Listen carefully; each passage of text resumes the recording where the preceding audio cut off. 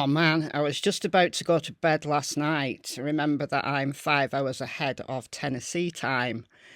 And I just checked Twitter, and the TBI had posted an endangered child alert for this little cutie here, 4-year-old Dalton Lee Ray Drinnen, missing from Sandy Valley Road, Hawkins County.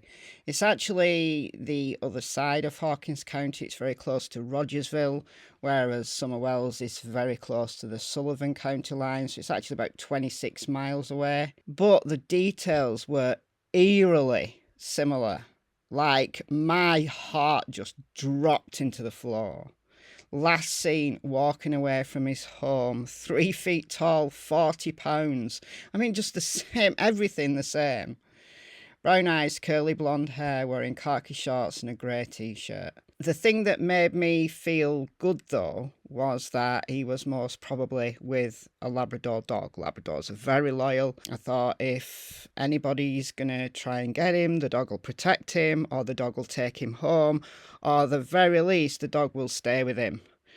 But needn't have feared, because a couple of hours after the endangered child alert went out, and little Dalton was found safe. So I don't know the details. I don't know where he was found. I think he probably literally just wandered off a little bit further than expected.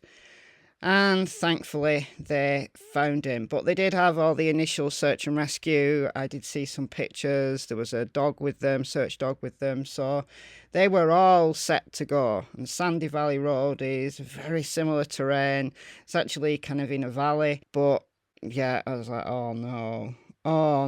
But little Dalton is home. I was hoping so much that he was going to be home before bedtime, and he absolutely was. Anyway, in this video, what we're going to talk about? Well, we're going to talk about the grand jury. Let's go.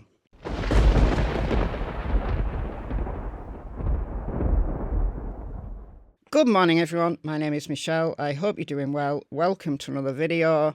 It's a very stuffy Thursday morning here in northern England. Like, the temperature's not mega high, but it's just like really humid. It's like really stuffy, like there's no air at all.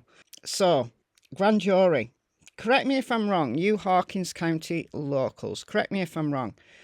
Don't you have grand juries like 3 or 4 times a year? I distinctly remember reading that somewhere, and I can't find it now. I just can't find it. But there is a grand jury about to sit. I think it might be today. I've heard it's today, but I think they normally have them like the first week or whatever in the month. I'm sure they have them 4 times a year. I'm sure they do.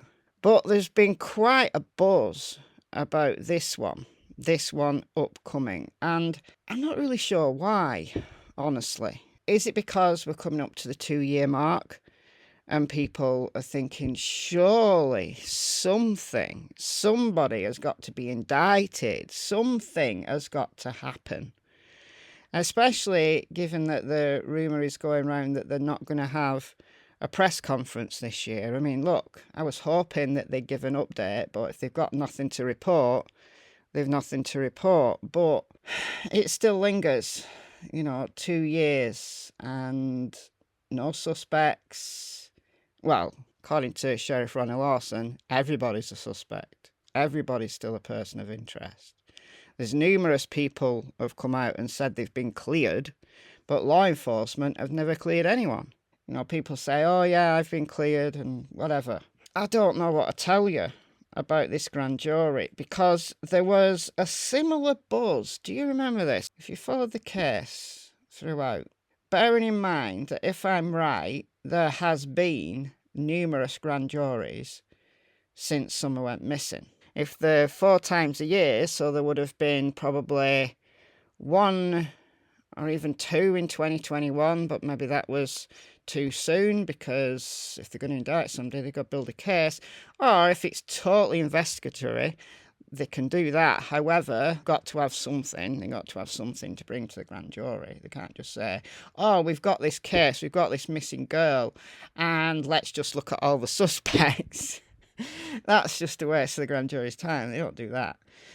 But There's also been lots of talk about the grand jury in the Koberger case, because Koberger's parents were subpoenaed to testify at the grand jury in Pennsylvania. So grand juries, I know it's a completely different case, but grand juries are on people's minds, right? So you can see in the word grand jury. And with Don particularly coming out speaking, and then we've had these two numpties come out.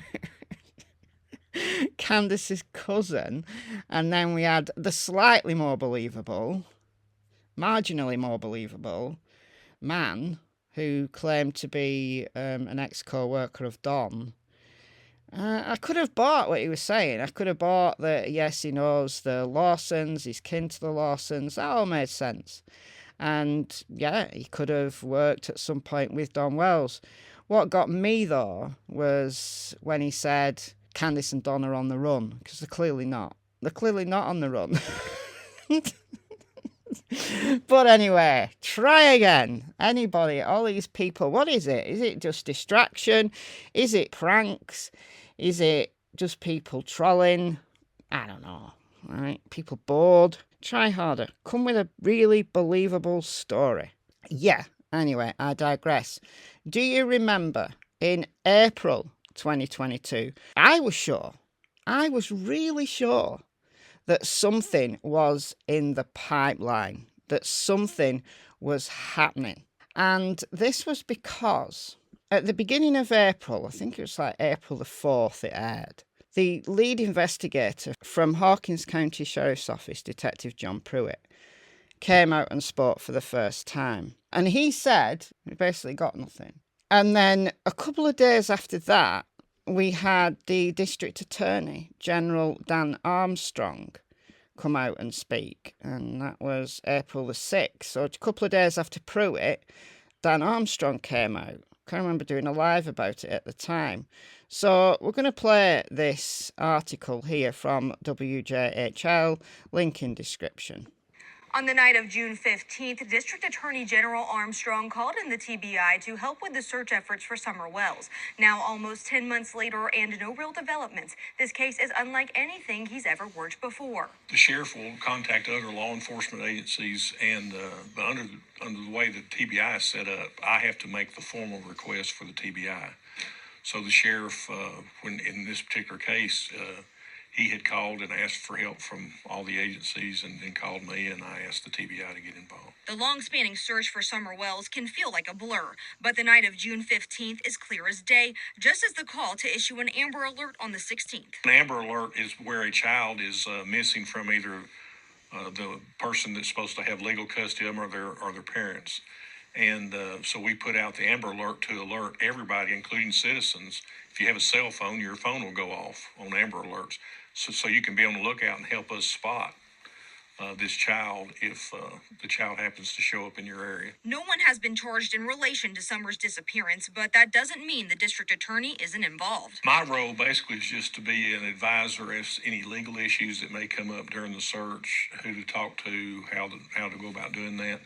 I am kept briefed periodically, not every day, but periodically, and just available to provide any legal assistance that I can. As law enforcement is flooded with tips and the seasons change, small-scale searches have taken place in the Beech Creek area. We follow leads as they come in, and so at this point, you're basically down to just following whatever leads come in and following up, maybe trying to backtrack and do some things you did before to see if anything comes of it. The most recent ground search back in February didn't bring anything, and right now there isn't another one planned. It's a case that has implications of the legal system and the law, but you couldn't classify it right now as there's no criminal charges been filed. Summer's older brothers were put into CPS custody last July, but no charges have been filed over their removal. However, their father, Don Wells, is serving time in the Hawkins County Jail over DUI and violation of probation charges. This is a very complicated issue that has been made more complicated by the the players in this drama. No one has been arrested or charged in relation to the little girl's disappearance, but that doesn't mean it couldn't happen at some point. We make ourselves available to both the Sheriff's Office and the TBI to advise them as to the consequences of the next step that they're proposing to take and how we can do it to where if there is eventually a prosecution, it'll be what they gather will be something that would be that we could introduce in a court. Make sure we cover all those bases. If an arrest ever does take place, that's when Armstrong will look at what charges can be filed. If it ever got to the point where we were ready to consider charges, then of course they would talk to me about what charges and who to charge. And a case like this would generally go to a grand jury if it ever got to that point. Armstrong declined to comment about Don Wells' current legal troubles. Even though he stays in touch with law enforcement about where they're at in this investigation, he's almost at a standstill in his particular role. Looking back, honestly, I don't know why I was so excited about the prospect that the grand jury was happening that week. I believe it was the 11th of April, the grand jury sat. And so that was like, 5 days after Dan Armstrong spoke, saying that he's at a standstill. So we had Pruitt on the 4th saying they'd gone through reams and reams of data and they're no further forward than when they started. And then we had Dan Armstrong saying, well, if it ever got that far, and yeah, it would go to a grand jury.